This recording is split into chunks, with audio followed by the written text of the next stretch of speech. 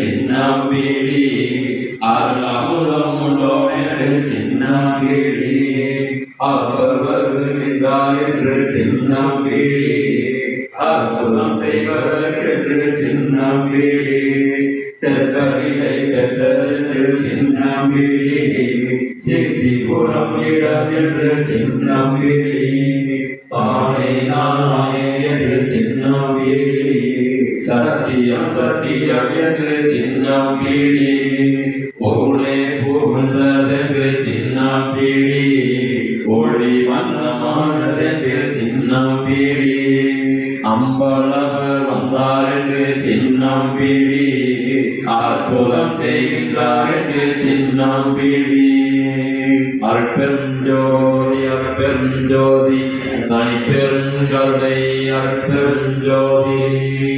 இப்பொழுது உலகெட்டியாகும் சுத்த சன்மார்க்க கோட்டை குடி உயர்த்திய நிகழ்ச்சியானது நமது சௌரிவாலய பகுதியில் சன்மார்க்க சித்தன் ஜோதிபரன் சுவாமிகள் நாகர்கோவில் மாவட்டம் அவர்களுடைய மெய்யன்பு சீடர் தெய்வத்திரு நாகராஜ் ஐயா அவர்கள் இந்த சௌரிவாலய பகுதியிலே நமது தெய்வத்திரு ராமசாமி ஐயா அவர்களுக்கு இந்த சுத்த சன்மார்க்க தெய்வீக சங்கத்தை தோற்றுவிப்பதற்கு அவர் குருவர்கள் பாடித்தார்கள்.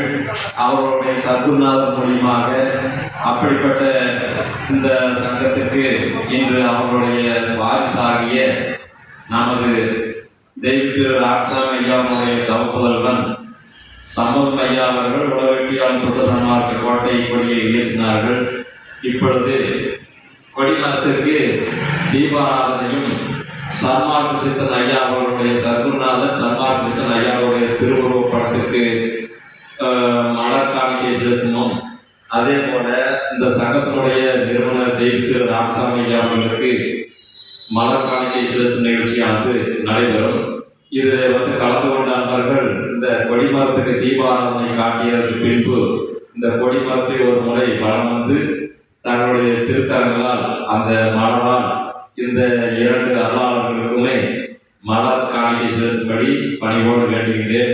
அதற்கு அடுத்த நிகழ்வாக அன்னம் பாடிப்பு நிகழ்ச்சி நடைபெறும். அதற்கு அடுத்ததாக தீபாராதனை தீப விளக்கு ஏற்றுதல் நிகழ்ச்சி நடைபெறும்.